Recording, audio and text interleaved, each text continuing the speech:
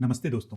आज हम बात करने वाले हैं ortho, Meta and para directing groups को, जो कि इंपॉर्टेंट रोल प्ले करते हैं इलेक्ट्रोफिलिक सब्स्टिट्यूशन रिएक्शंस में। और ये टॉपिक काफी इंपॉर्टेंट है आपके exams like JEE, GATE, NET, NEET, UPHSC and BPSC exams के लिए। इन एग्जाम्स में इससे 1 से 2 क्वेश्चन निश्चित तौर पे पूछे जाते हैं। तो आइए इसको समझते हैं। सबसे पहले हम जानने की कोशिश करते हैं कि इलेक्ट्रोफिलिक सब्स्टिट्यूशन क्या होता है। Introduction to electrophilic substitution. So, electrophilic substitution reactions involve the replacement of hydrogen by an electrophile. इस reactions में जो ये substitution reaction है, इसमें electrophile replace होता है किसके द्वारा? हाइड्रोजन के द्वारा। आइए इसको हम एग्जाम्पल से समझते हैं। सो एक बेंजीन मॉलिक्यूल है और इसका फार्मूला क्या होता है? C6H6 मीन्स इसमें 6 कार्बन, जो कि 1 2 3 4 5 6 कार्बन और ये 6 हाइड्रोजन होते हैं इसमें। सो इलेक्ट्रोफिलिक सब्स्टिट्यूशन इस बेंजीन रिंग पे होता है और इसमें कोई भी एक हाइड्रोजन सब्स्टिट्यूट होता है और उसके जगह पे इलेक्ट्रोफाइल आता है। इलेक्ट्रोफाइल क्या होता है? जिसमें इलेक्ट्रॉन की कमी होती है, तो वो जहाँ पे भी निगेटिव चार्ज होगा, यहाँ पे भी एक्सेस ऑफ इलेक्ट्रॉन होगा, वहाँ पे वो जुड़ जाएगा। तो बेसिकली इसमें होता क्या है? इलेक्ट्रोफाइल आता है और इन 6 हाइड्रोजन में से कोई एक हाइड्रोजन को रिप्लेस करता है और वो H+ के फॉर्म में निकलता है। अगर H+ के फॉर्म में निकल रहा है हाइड्रोजन, मतलब अपना इलेक्ट्रॉन उसी कार्बन पे छोड़ के जा रहा है और इलेक्ट्रोफाइल को क्या चाहिए?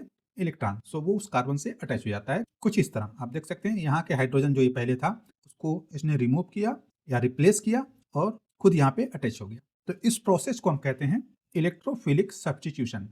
और ऐसे कितने इलेक्ट्रोफिलिक सब्स्टिट्यूशन हो सकते हैं? जितनी हाइड्रोजन है, क्योंकि और भी इलेक्ट्रोफाइल आएंगे तो यहाँ पे हाइड्रोजन प्रेजेंट है, इसको रिप्लेस करके खुद जुड़ सकते हैं। ओके, बट प्रॉब्लम है कि अगला जो इलेक्ट्रोफाइल आएगा वो किस हाइड्रोजन से जुड़ेगा। So what will be the next electrophilic substitution? So the nature of substituent affect the position of the incoming group. तो बेसिकली अगला न्यूक्लियोफाइल किस हाइड्रोजन पे जुड़ेगा ये डिसाइड करेगा ये इलेक्ट्रोफाइल की इसका नेचर क्या है। और ये 2 तरह के होते हैं, इसका नेचर 2 तरह का होता है इलेक्ट्रोफाइल का। और यहाँ पे एक हाइड्रोजन रिप्लेस है इलेक्ट्रोफाइल से, तो इसको हम बोलते हैं मोनो सब्स्टिट्यूटेड बेंजीन। अब हम बात करते हैं इलेक्ट्रोफाइल के नेचर की। तो इसका नेचर 2 तरह का होता है। एक होता है ortho para directing group, means अगर कोई दूसरा इलेक्ट्रोफाइल आके इसमें जुड़ना चाहेगा तो ये पहले से ऑलरेडी जो प्रेजेंट इलेक्ट्रोफाइल है वो उसको आर्थो एंड पैरा पोजीशन पे डायरेक्ट करेगा कि तुम वहां जाके जुड़ जाओ। और दूसरा टाइप का होता है मेटा डायरेक्टिंग, वो आने वाले इनकमिंग ग्रुप को मेटा पोजीशन पे जुड़ने का डायरेक्शन देता है या जोड़ने की कोशिश करता है। ओके, तो basically next substitution decided by this already present electrophile in mono substituted benzene. अब क्वेश्चन ये उठता है कि ortho para and meta position क्या है? What are the ortho para and meta positions? So ये मोनो सब्स्टिट्यूटेड बेंजीन है और जैसा मैंने पहले कहा कि अगर कोई ग्रुप आके जुड़ना चाहे तो वो डिपेंड करेगा कि इसका नेचर क्या है और उसके नेचर के हिसाब से वो उसको आर्थो पैरा या मेटा पे जोड़ेगा। सो आर्थो पोजीशन हम 1-2 पोजीशन को कहते हैं। बेसिकली जो 1-2 पोजीशन होता है। अब 1 किसको कहेंगे? जहां पे पहला इलेक्ट्रोफाइल जुड़ा है इसको बोलते हैं 1, इसको बोलते हैं 2, इसको 3, इसको 4। सो 1 2 3 4 हो गया। ये सिमेट्रिकल है तो इधर से भी हम काउंट कर सकते हैं 2 3 एंड 4, ऐसे नंबरिंग करते हैं। और आर्थो पोजीशन क्या है? 1 2। तो 1 2 दो पोजीशन हो सकती है, 1 2 इधर और 1 2 इधर, तो ये दोनों पोजीशन आर्थो कहलाती हैं। ओके, पैरा पोजीशन 1 4 होती है, तो 1 2 3 4, तो ये पैरा पोजीशन होगी, चाहे इधर से काउंट करें या फिर इधर से 1 2 3 4।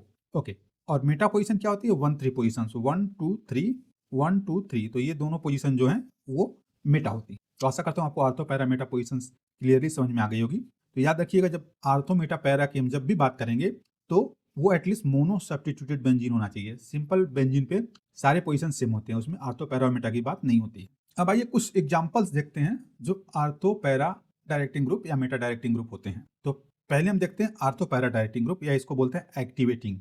एक्टिवेटिंग क्यों बोलते हैं? क्योंकि ये जो ग्रुप्स होते हैं जो आर्थो पैरा डायरेक्टिंग होते हैं वो आर्थो पैरा पोजीशन पे इलेक्ट्रॉन डेंसिटी को बढ़ाते हैं। और कुछ एग्जांपल इनके दिए हुए हैं like OH, NH2, OCH3, methyl and ethyl, di alkyl amino और हेलोजेंस। तो बेसिकली इसमें ध्यान देने वाली बात होती है कि आर्थो पैरा डायरेक्टिंग ग्रुप वो होते हैं जिनके ये सेंट्रल मेटल जो डायरेक्टली अटैच होता है बेंजीन रिंग से उस पर लोन पेयर हो। तो ऑक्सीजन पे भी लोन पेयर होता है, नाइट्रोजन पे भी। और ये दोनों जो एग्जांपल हैं ये इलेक्ट्रॉन डेंसिटी बेंजीन में कैसे बढ़ाते हैं? +I इफेक्ट की वजह से। और बाकी जिस पे लोन पेयर होगा वो रिजोनेंस प्लस एम इफेक्ट की वजह से बढ़ाएंगे। आगे की स्लाइड में हम इसके एग्जाम्पल को देखेंगे कैसे ortho para directing groups electron density को आर्थो पैरा पे बढ़ाते हैं। चलिए अब देखते हैं कुछ एग्जांपल्स जो मेटा डायरेक्टिंग ग्रुप्स के हैं। सो मेटा डायरेक्टिंग ग्रुप्स या डीएक्टिवेटिंग मींस ये इलेक्ट्रॉन डेंसिटी विड्रॉ करते हैं बेंजीन रिंग से। So withdraw electron density making meta position more reactive. और ये एग्जांपल्स हैं NO2 carboxylic acid, aldehyde, ketone और acyl group, cyano group, sulphonic acid group या क्वाटनरी अमोनियम। सो इनमें एक चीज कॉमन है कि मेटा डायरेक्टिंग ग्रुप वो होते हैं जिसमें एटलीस्ट एक डबल बॉन्ड हो। NO2 में डबल बॉन्ड होता है, एसिड में भी होता है डबल बॉन्ड COO, एल्डिहाइड में भी, साइनाइड में ट्रिपल बॉन्ड होता है, SO3H में भी डबल बॉन्ड होता है। और ये इलेक्ट्रॉन डिफिशिएंट कंपाउंड है तो -I इफेक्ट की वजह से इलेक्ट्रॉन डेंसिटी विड्रॉ करता है आर्थो एंड पैरा पोजीशन से। अब आइए हम समझते हैं कि कैसे आर्थो पैरा या मेटा से इलेक्ट्रॉन डेंसिटी एक्टिवेट करते हैं या डीएक्टिवेट करते हैं। तो वाई आर्थो पैरा और Meta? Ortho para directors donate electrons via resonance और इंडक्टिव इफेक्ट। तो आइए हम रेजोनेंस इफेक्ट का एक एग्जांपल देखते हैं। तो हमारे पास ये स्ट्रक्चर है, इसका नाम क्या है? एनिलीन। और हम जानते हैं नाइट्रोजन के पास एक लोन पेयर होता है और ये लोन पेयर फ्री है क्योंकि किसी से बॉन्ड नहीं है, तो ये रेजोनेंस में इन्वॉल्व होगा कुछ इस तरह। ये लोन पेयर इधर जाएगा और ये बॉन्ड ब्रेक होगा इस कार्बन पे, तो बेसिकली एक रेजोनेटिंग स्ट्रक्चर फॉर्म करेगा। तो यहाँ पे एक डबल बॉन्ड आ जाएगा, यहाँ पे प्लस चार्ज क्योंकि नाइट्रोजन की वैलेंसी बढ़ गई है तो उसको मैनेज करने के लिए एक पॉजिटिव चार्ज आएगा, और सिंस ये इलेक्ट्रॉन इधर मूव किया इस कार्बन पे तो यहाँ पे एक माइनस चार्ज आएगा। यह एक रेजोनेटिंग स्ट्रक्चर है। आप देख रहे हैं ये कौन सा पोजीशन है? Ortho position. यहाँ पे इलेक्ट्रॉन डेंसिटी बढ़ गई। सेम क्या होगा, ये इलेक्ट्रॉन इधर आएगा और ये वाला बॉन्ड इस कार्बन पे जाएगा, सो हमें इस कार्बन पे निगेटिव चार्ज मिलेगा। ये एक दूसरा रेजोनेटिंग स्ट्रक्चर है और ये देखने वाली बात है कि ये पैरा पोजीशन पे आ रहा है। इसी तरह फिर ये इलेक्ट्रॉन मूव करेगा और ये बॉन्ड कुछ इस तरह मूव करेगा और इलेक्ट्रॉन डेंसिटी अभी अगेन आर्थो पे आ जा रही है। तो ये इसके रेजोनेटिंग स्ट्रक्चर है। और इन सब स्ट्रक्चर में आप देखें कि इलेक्ट्रॉन डेंसिटी या तो आर्थो पे हो रही है या पैरा पे, मेटा पे कभी भी नहीं आ रही है, इंक्रीज कभी भी इंक्रीज नहीं हो रही है। सो ये ग्रुप आर्थो पैरा डायरेक्टिंग होगा क्योंकि इलेक्ट्रोफाइल को इलेक्ट्रॉन ही चाहिए और इलेक्ट्रॉन इन रेजोनेटिंग स्ट्रक्चर्स में या तो आर्थो पे आ रहे हैं या पैरा पे आ रहे हैं। सो आने वाला इलेक्ट्रोफाइल या आने वाला ग्रुप आर्थो या पैरा पे ही जुड़ेगा। तो जो भी इलेक्ट्रोफाइल जिसके एटम जो कि डायरेक्टली अटैच हो रहा है बेंजीन से, उस पर लोन पेयर हुआ और उसमें डबल बॉन्ड नहीं हुआ, सो हमेशा वो आर्थो पैरा होगा। ओके, अब आइए मेटा डायरेक्टर्स को देखते हैं।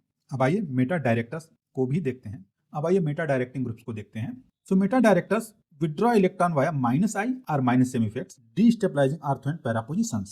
So meta directing group meta पे कुछ नहीं करते, बल्कि ये आर्थो और पैरा पोजीशन के इलेक्ट्रॉन डेंसिटी को रिड्यूस करते हैं, जिससे मेटा का इलेक्ट्रॉन डेंसिटी ऑटोमेटिकली इंक्रीज हो जाता है।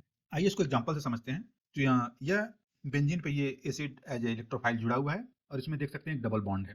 तो ये क्या करता है, ये इलेक्ट्रॉन डेंसिटी रिड्यूस करता है आर्थो एंड पैरा पोजीशन से, जिससे मेटा पोजीशन को एक फेवरेबल पोजीशन बनाता है इलेक्ट्रोफाइल या नेक्स्ट ग्रुप को अटैच होने के लिए।